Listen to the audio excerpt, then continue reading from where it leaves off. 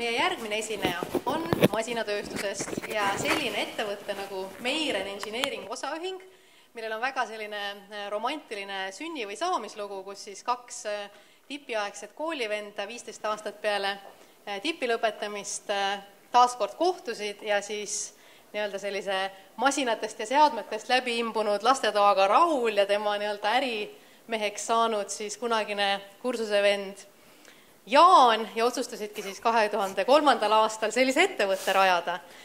Täna nad nimetavad iseennast lumesaha meistriteks ja tegu on siis insenerilahendusi pakkuva ettevõttega, kes hoogsalt ka Põhjamaades kanda kinnitab ja kes küll megatrendidest taganttuult saab, vaadates, milline lumeuputus meil vähemalt viimasel paaril aastal on olnud. Aga Mart, räägid sellest kõigest lähemalt? Jah.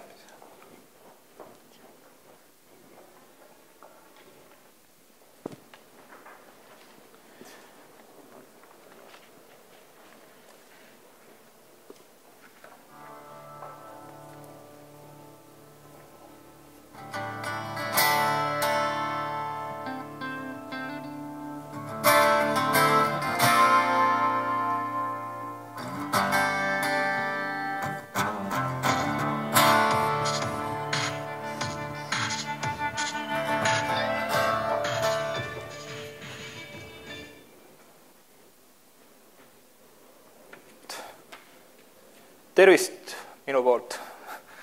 Ma natukene nüüd värin on see, et ma olen varem sellise auditooriumis ees esinenud ja natukene on õppinud ja tööteerinud, kuidas nagu esitlust üles ehitada ja öeldakse, et alusta naljaga, aga et no, I got nothing, sorry. Aga selline tegelikult siin eelkõnele tegi selle nalja ära, et kui romantiline lugu, kuidas kaks noormest said kokku ja siis mõtlesin, et hakkaks koos asja ajama. Aga no, nii ta tegelikult oligi, ilma suurema naljata, et vaatame siin selle esituse käigus ka natukene firma ajaloost räägime, et räägime tootearendusest ja räägime siis kuhu me ka läinud olema. Ja natukene siis firma taustast, et firma on asutatud aastal 2003 ja toona selle siis firma asutasidki kaks endist koolivenda Jaan Meikup ja Raul Rensner, et Meiren, kus see tuleb, see ei ole väga suur mõttekoht, et nende perekonnanimedest. Alustati esimese hooga projekteerimisteenuse pakkumisega, et Raul on tõsine insener, et tahaks seda know-how'd nagu teisega jagada, siis hakati sealt pihta, aga Raul oli väga palju varasemas karjääris kokku puutunud just lumesahkadega, no mitte just väga palju toonaseks, aga ikkagi märkimisväärselt, et mõne hetke pärast firma asutamist toodeti esimene sahk ja sealt see on nagu edasi kasvanud. Et tänasel hetkel on siis ettevõttes 18 töötajat ja ettevõte on 100% Eesti kapital. Et see on ka niisugune, nagu mina esimest korda seda väidet kuulsin ja siis mina mõtlesin, et ei tea, et kui hea see Eesti kapital on, et Maajavadi on sellest rääkinud ja professor Urmas Varblane. Aga kui ma nüüd siin seisan, siis ma ütlen seda uhkusega, et see on 100% Eesti kapital. Ma nüüd aastaga võin eksida, aga aastal 2008 asus firmat juhtima tegevjuht. Siiani juhtis firmat üks omanikest Raul Rensner, aga palgati ettevõttele tegevjuht. Tema nimi on Toomas Uibo. Ja hakati, ta alguses alustas müügijuhina, aga siis mõne pärast võttis üle firma tegevjuhtimise rolli. Tänaseks on jõutud nii kaugele, et Meirenil on 3 alambrändi. Siin on välja toodud on Meiren Snow, mis tegeleb siis lumesahkade tootearenduse, tootmise ja müügiga. Meiren Engineering on projekteerimisteenuse pakkumisega tegelev ettevõtte või nagu bränd ja Meiren Machinery alla lähevad siis kõik need tooted, mis ei mahu Meiren Snow alla. Meiren Engineering müüb teenust ja Meiren Machinery on siis see, kes nagu asjad vahetusel nagu reaalselt rauas valmis teeb, tinglikult rauas. Et tänasel hetkel kõige arenemuks me peame Meiren Snow brändi, et tõenäoliselt tänu sellele brändile me oleme ka niimoodi püüne peale tõusnud. Et me oleme, meie põhiline turg on Skandinaavia maad, et me oleme seal, kus on lumi. Ja me oleme väga tõsiselt astunud kandade peale just Skandinaavia enda lumesaha tootjatele.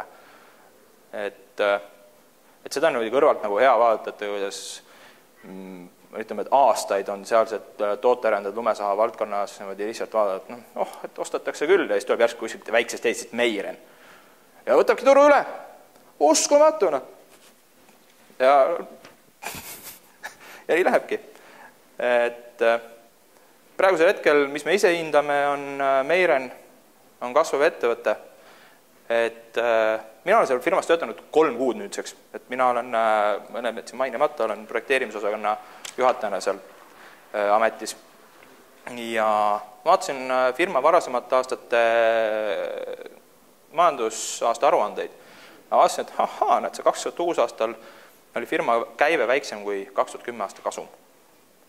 2010. aasta majandusaruandest, kes nagu viitsib välja otsida või soovib välja otsida, siis 2009 versus 2010 käive kasvas 60%, kasum kasvas 700%. Et kui me siin nagu pärast jõuame disaini juurde, siis jätke need numbrid nagu kaalu nagu meelde. Tööta nüüd. Nii, tootearendusest, et mina ei ole tootearendaja. Ma olen hariduselt küll insener, masinaehitusinsener ja praegus õpin Tartu Ülikooli särijuhtimist, aga tootearendaja ma ei ole. Ja siis ma nagu tehti ettepanek, et tule räägi. Ma taksin Google'ist sisse, et mis asi on siis tootearendus. Ja esimese vastu leidsin, et tootearendus on protsess, mis algab ideede otsimisega ja lõpeb uue tooteteenuse turule toomisega. Et kuidas meie seda siis oma majas nagu rakendame, seda teooriat? Kust me saame kõigepealt ideed selleks, et üks pilt ka vist olema? Jah, näed ongi. Me saame ideed klientidelt. Me kuulame klientidest, kes kasutavad meie tooteid. Mis meeldib, mis on puudu, mis võiks nagu rohkem olla, mida ei tohiks üldse olla. Me saame ideid turunduse ja müügiosakonna pealt, osakonnast õigemini. Et just üks uus toode on niimoodi, ütleme, et lapsekandmisperioodis, ütleme, et ta on veel kõhus meil, aga ta välja ei ole tulnud. Tuli niimoodi turundus, üks müügimees oli kliendiga, klientide mingi katusorganisatsiooniga rääkinud, et oleks vaja siukest asja, oleks teil siukene asi, nüüd müüdaks. Et tuli, rääkis meiega, ütles, et vaata, uurige maad, no me uurimegi nüüd.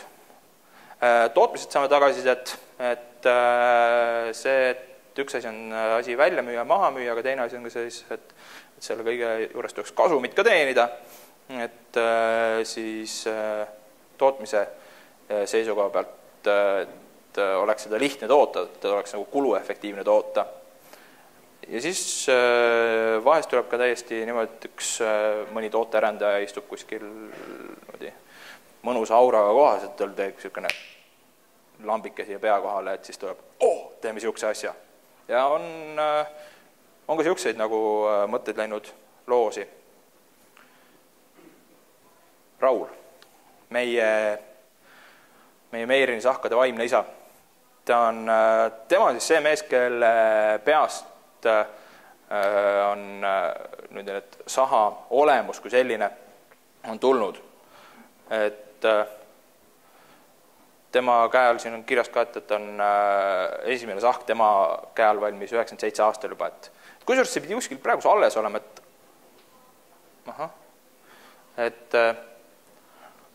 see tehti Tartu eriautobaasile ja see pidi kuskil praegu alles olema, keevitatud, parandatud, remonditud, lapitud, aga et teenib oma niimoodi pensionipõlve.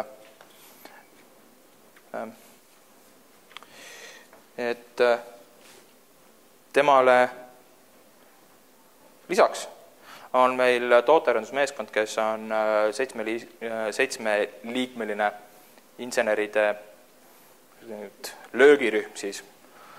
Et seal on mõned mehed, kes seal, ja ka tegelikult meil pooled insenerid on naised, löövad ise ka juba selles tootearendusprotsessis kaasa, et nad ei ole lihtsalt nagu see käegpikendus, kes tema ideed nagu panevad käedi 3D-sse ja sealt edasi rauda. Aga mõned poisid, need on küll mitte valdav enamus, aga mõned poisid on juba sellised, kes nagu ise suudavad niimoodi Rauliga ninapidi koos olla ja lahenduste üle juurelda, et nemad on meil nagu see raudvara, et nemad on meie tulevik. Et laiendada seda inseneride baasi. Kui me räägime Meireni kontekstist, siis Meiren oli teatavasti ettevõtlusaasta auhindadel üks disainirakendaja nominente, mis on masinatööstuses. See on see asi, mille üle me nagu uhked oleme. Kus see nagu tuleb? Kas keegi, kuulsite, alguses oli üks kitarripala. Kas keegi oskab pakkuda, kes selle pala autor on? Üks Eesti noor muusik, oma ringkondades küllaltki tuttav. Any ideas? Ei ole. See on Mikk Tammepõld, Draama Maama vokalist. Et need inimesed, kes siin istuvad, võib-olla ei ole nagu tema tegemistega kursis. Mina olen. Et need, kes tema tegemistega on kursis, need tunnevad ilmeksimalt ära. Mina esimest korda selle lugu kuulsin, et ma ei näinud üldse, et see Miku lugu on muu. Mikk, tuttav on. Miku lugu on. Sahkad disainiga on täpselt samamoodi, et ta on nagu oma kindel käekiri. Mina ei tee sahkadel vahet.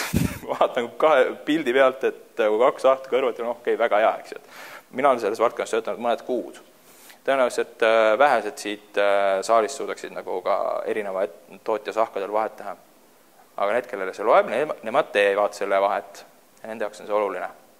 See on see koht, kus me nagu eristume teistest klientidest. Siin saab välja tuua, mis on nagu need käekirja jooned on see, et me oleme disaininud oma toodete kuju sellised, et ükski joon, mis tingimata ei pea olema sirge, seda ka ei ole.